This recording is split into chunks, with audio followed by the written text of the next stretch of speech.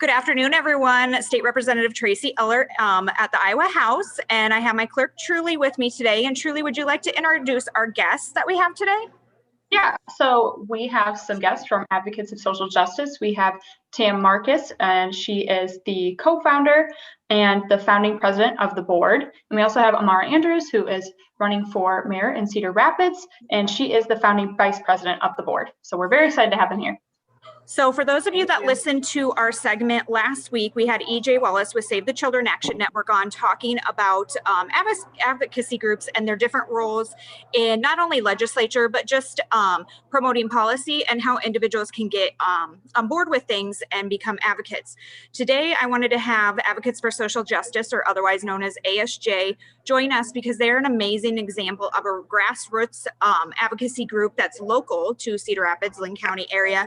And they have just exploded from their peaceful protests that they held last year to the things that they're doing now. And I'll let them talk about that since they're the experts in it. I just really wanted to showcase them and help teach you guys a little bit more about how you can get involved also, because everybody has the opportunity to make change and advocate for that. So Truley, I don't know if you want to lead in with the first question, or maybe Amara and Tam, you could just kind of tell us a little bit of the background on ASJ. Yeah, sure. So ASJ was, I guess, started June 6th, shortly after the murder of George Floyd. And so our first, I guess, kind of event or protest as a group was at that June 6th protest, where we saw about, thousands of residents in Cedar Rapids come out. I was there. Yeah, thank you. To protest police violence. And so I think, for our organization, that moment, that event specifically really showcased, in my eyes, just kind of the commitment behind meaningful police reform within Cedar Rapids. And so just through, Amara, myself, and Black leaders throughout Cedar Rapids, we were able to really grow ASJ into an organization that's not only committed to police reform, both at a local and state, potentially even national level at some point, but also to serve our community in the immediate and present, right? So recognizing that policy changes are critical for supporting and protecting the Black community within Cedar Rapids, and also there are immediate needs that deserve to be responded to as well. So I think we've been able to kind of, uplift both types of work in policy reform as well as service. Amara, what would you add to that? Yeah, I guess I would add that what has been nice about this movement and the creation of this organization has been, because it is grassroots and it is at its, we started really from scratch. We've been able to do so much more than just the protest, just police reform. We did a lot after derecho to help clean up the city and to ensure that people had food. We've actually organized even a crew to go to Texas to help after the storm there. So we've been able to really meet the needs of the community and answer the call from various populations of people. So it really is about social justice, like in a very broad sense. The other thing I guess I would add is to just add to Tam's story about the inception of the organization. There were sort of two groups of people. There were a group of people that were organizing the protest, and then there were some community leaders that were coming together to figure out, what really needs to be changed within the community. And the two groups fused, came together. We met. We sent out a survey to figure out what the 7 demands should be, that we ended up taking to the city. And the city, as you know, approved those 7 demands, and we've been working on them. The big exciting accomplishment has been the Citizens Review Board, but that's sort of how all of that got started, which to your point about grassroots organizing, this was really just a bunch of people who cared getting together and creating change or being change agents in our community. And to kind of piggyback off your comment, Amara, about the things that you guys have been doing in the community, aren't you guys partnering with Councilmember Van Orney this weekend to do a trash cleanup? If you want to give the details on that real quick too, for anyone that might want to join. Yeah, so Councilmember Ashley Van Orney and a few of us have been talking about, we actually sent out a survey to identify locations within Cedar Rapids that just needed some love. And so we chose about, I guess, 3 different sites. One of them is on the northwest side, one of them is Wellington Heights, and then the third will be on the southwest side as well. So the first one will be this weekend. We're going to meet at Time Check Park, which is really close to the partnered ASJ Cultivate Hope Pantry. We're going to meet at 10 a.m. and just kind of go until it's clean. So bags, gloves, masks, all of that good stuff will be provided. And we really just need some human power to clean up this part of town. Great, and I appreciate that because that's in the House district that I represent, and I'm going to try to join if my schedule allows. So if I can't, thank you in advance for helping clean up parts of our House district. That area definitely does need it over there. So this seems like a good segue.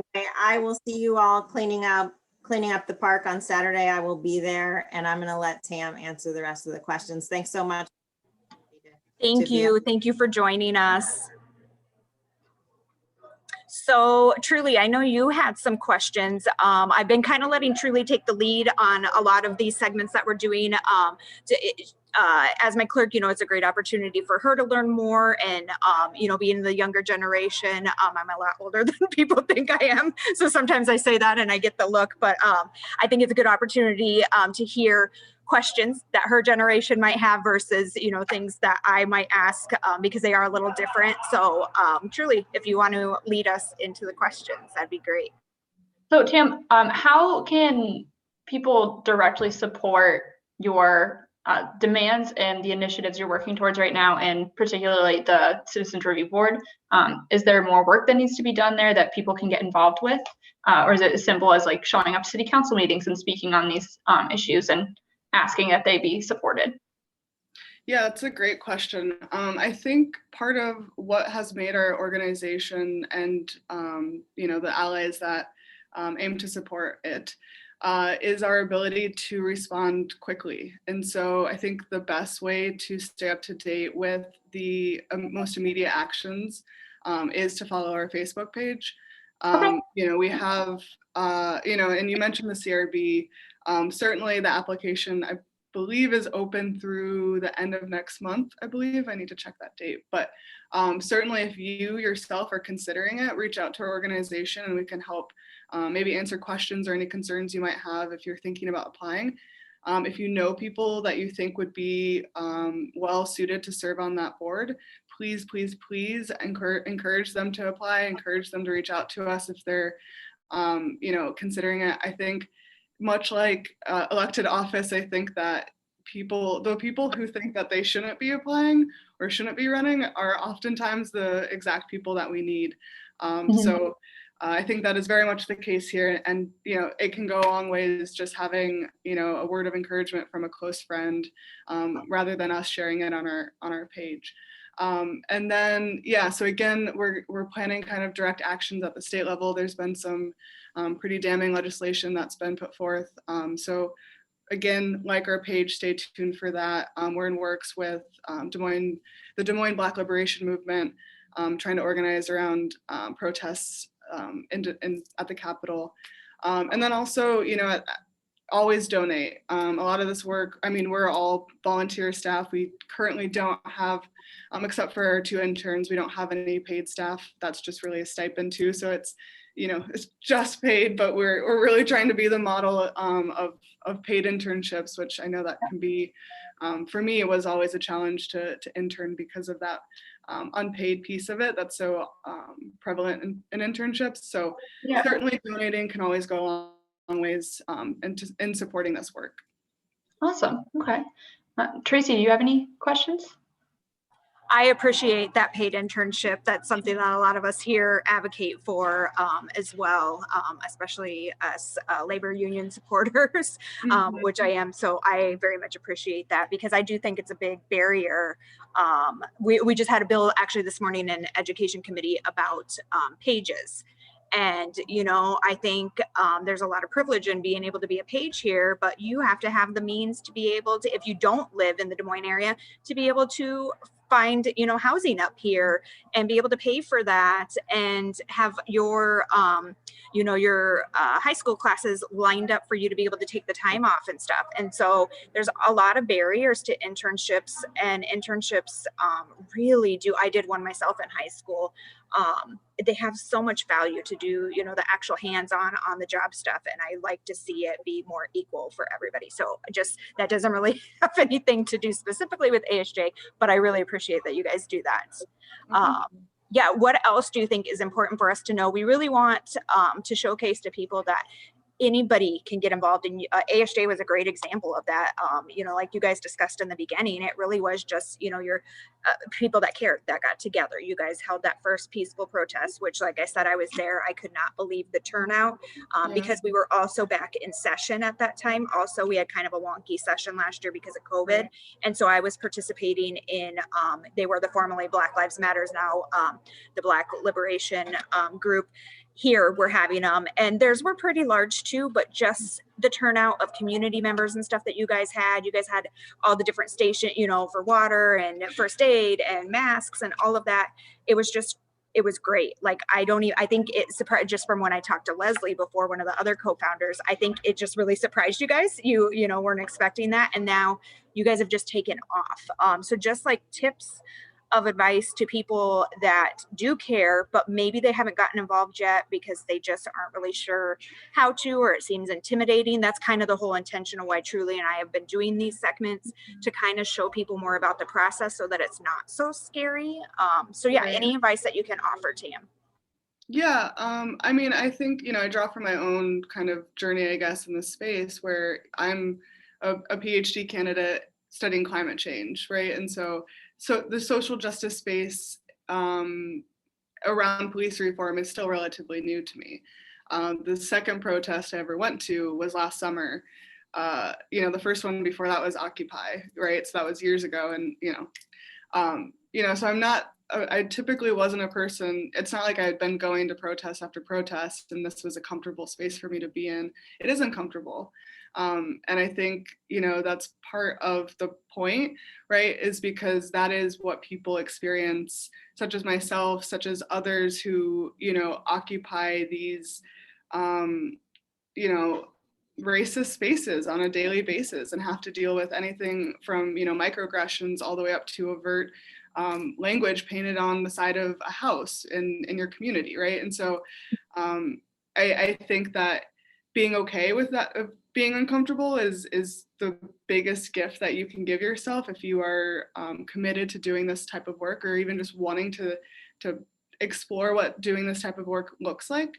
And then also, you know, just like, we want you to be involved in ASJ work. And so we do have on our website, there's an opportunity to either volunteer with us, to become potentially a member if that's of interest to you. If you're an organization that wants to partner with ASJ, that's an option. And yeah, I guess just, you know, protest is something that is so, like, it's the backbone of our democracy, in my opinion, right? It's like, even if you don't agree with this one particular movement, the opportunity and the liberty to protest is critical to everyone, you know. And I encourage those who, whether it's this movement or another movement that you believe strongly in, to exercise that right and to fight for that, because it might not be, you know, next week, it might not be next month, but legislation that is hindering that right and that liberty is damning to us all, and eventually that those impacts will be felt. So yeah, you know, I just kind of a general message to people to not view protest as, you know, anything but what it really is, which is exercising your voice and your power. Well, I don't have anything to follow up with that because I think that's very powerful. So I think that's a good ending, unless truly you have something really on your mind that you want to ask. No, yeah, I think that was a great message, Tam. And I want to thank you for being here. I want to thank everyone that was listening. And when we publish this, we'll also put the links for Advocates for Social Justice so you guys can look more into that. And thank you, everybody, for joining. Thank Have you. a good day.